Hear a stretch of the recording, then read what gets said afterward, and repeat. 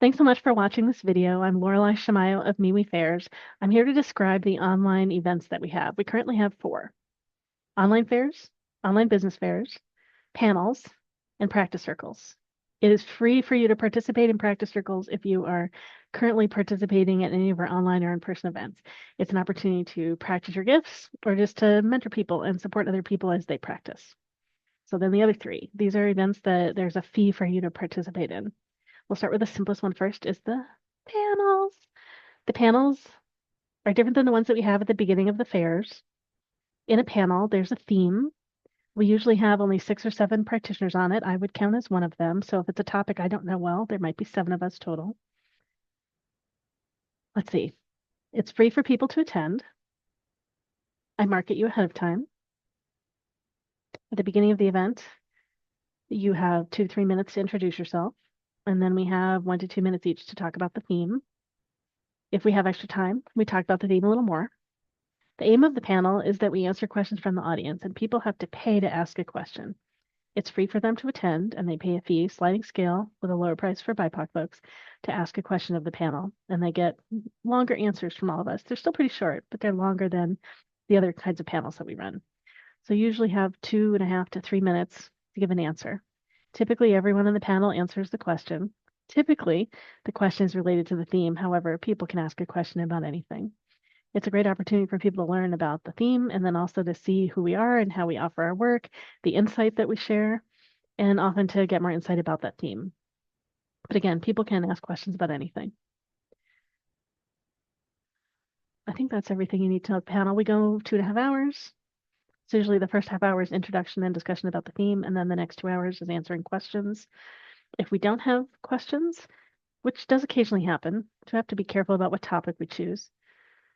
We'll talk more about the theme. If really no one is asking questions, then we'll probably end early.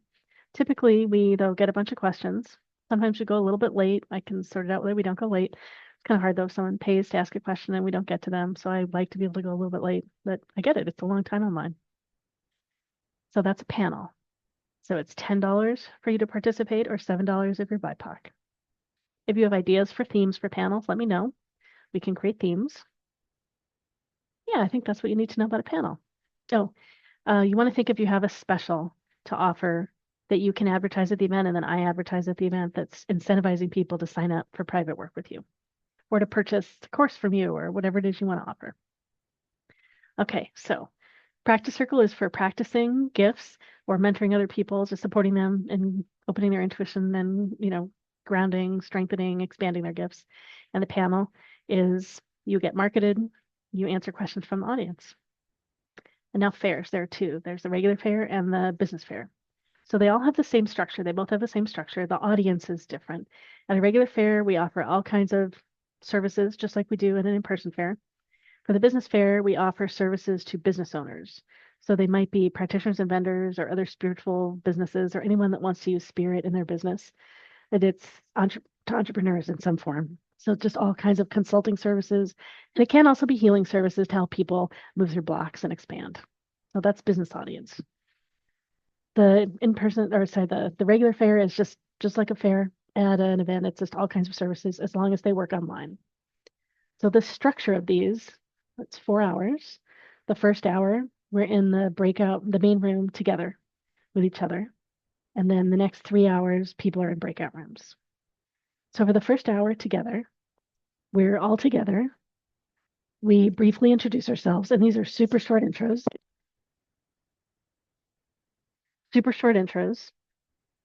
And then we answer questions from the audience, and it is free.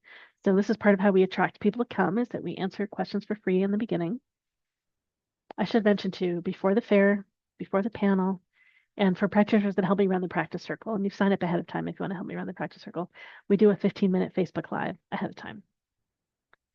Oh, there's a 5th event I should describe too. Okay, so for the online fair, first hour, we do the Facebook Live before we open, and then we open the room, let people in, I spotlight you.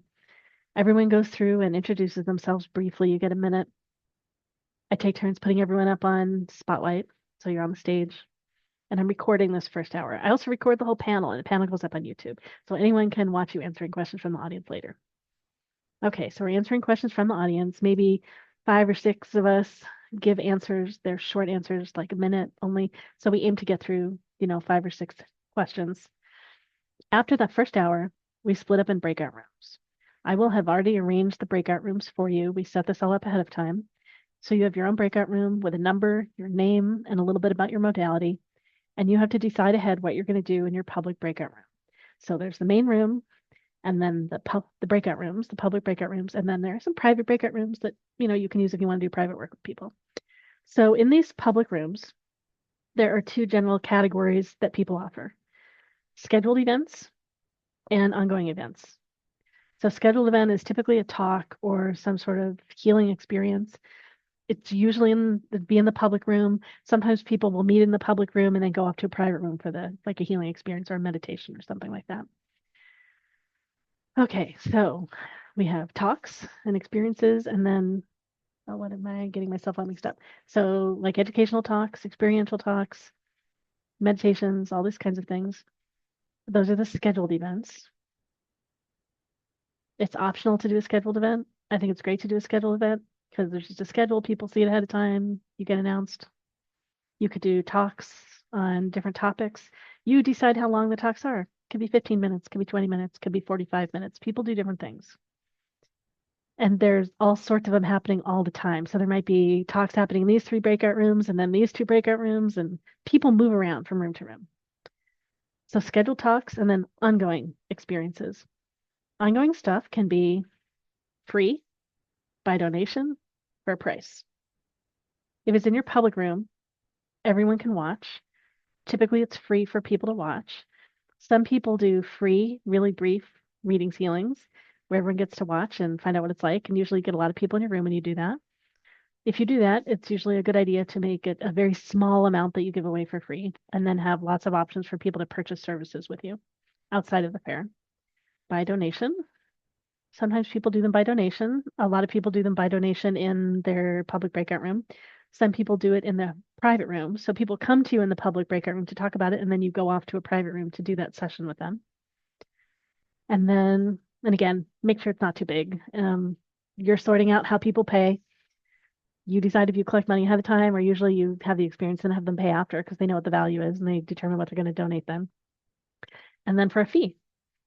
So you want to decide ahead of time what you're giving them in exchange for this. They know what the fee is.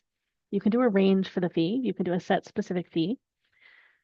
Card readers, it's easier to quantitate things. So they'll say like a single card reading or a 3 card reading, or there's all kinds of ways you can do this. Do just a number of minutes for a set fee.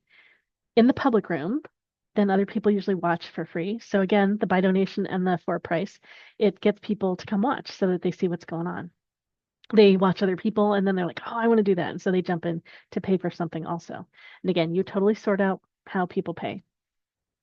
You can't do anything in a private room. Just like I mentioned, you do by donation in a private room. You can do set fees things in a private room. You just determine what it is. So I have 2 lists that I publicize. I publicize a schedule of events and I publicize a list of ongoing things. Most people have something scheduled and something ongoing. Some people are nice and thorough. They'll do 1 or 2 scheduled things and 1 or 2 ongoing things. And sometimes one of them is in the public room, the smaller item, and sometimes another one, a slightly bigger one, is in a private room. You meet with people in the public room, talk about it in the public room, decide you're going to go to a private room, look for one that's empty, and then you decide to both go there. There are tons of rules for how to do this. I send lots of information about it when we're in the main room together during the first hour. You can put your information in chat once, only once, so we don't get clogged with everything. I'm putting a lot in the chat, and a lot is available on the website. All your contact info is up there. When you're in the public breakout rooms, you can put in chat whatever you want. You can have whatever background that you want on Zoom, giving people instructions. So here's an example that I use during the fair. Let's see. There's a background that I use during the fair to explain to people what's going on and how it works. So some people have a QR code, although you have to make sure that it's nice and clear and visible for how people can pay. You just have information about what you offer, what the price is. So it's up to you to figure that out. To look to see if they paid and all those things. Is there anything else you need to know now? I have a bunch of videos explaining more of the details about this. There are more tips on what to offer in your room. There are tips for what to do with challenging people that want to suck up the energy and too much time in your room. They talk too much. We just have a video on a bunch of things. Tips on how to use Zoom, although Zoom keeps changing. You want to know things like, although there's probably no one here, so it can't work. There's a way to raise your hand in Zoom. There's my raise hand. Did it work? Raise hand. So I have on this one, I have stuff covering the screen and you can't really see my hand. So I should plan that better, but I'm never raising my hand in my events. So you got to think about all this stuff.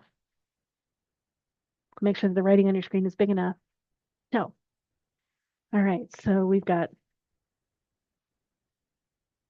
now I guess got to think here. So we've got practice circles, panels, business fairs, and online fairs. Online fairs offer all the different kinds of things that you offer at an in-person fair. Business fair offer that for business, and or it's better if you offer something specifically for business. And some people combine that together. Like someone's been doing like Reiki money business clearings, and they also give guidance on websites and Etsy sites and things like that. You can do a range of different things. Yeah, I think that's really most of what I have to say. If you're interested in a fair, tons more videos to support you. There's a bunch of written information to support you. There are peers that have done these to support you. You can ask me questions. I will help you choose wording for what you offer that I think will attract people. Your fees help me do marketing. I buy ads to get people to come. Things are generally busier when the weather is bad. Yeah, I think that's the main stuff you need to know. So thanks for watching. Hopefully this helps explain things. And I'll say again, the pricing. It is free for you to participate in a practice circle. You can arrange it ahead of time, and then I will market you for the event. There are panels. I need to know ahead of time that you want to be in it. We limit it to 6 or 7 practitioners. On a theme, you can suggest more themes. $10 or $7 for BIPOC folks to participate on the panel. Fairs, it is $30 or $20 for BIPOC folks. Yeah, thanks so much. You can learn more about all of our events at MeWeFairs.com. If you go to jointhefair.com, you'll go to the online page, and there's a second form for signing up for online events. There's one for in-person events and one for online events. I'm happy to answer questions. See you soon.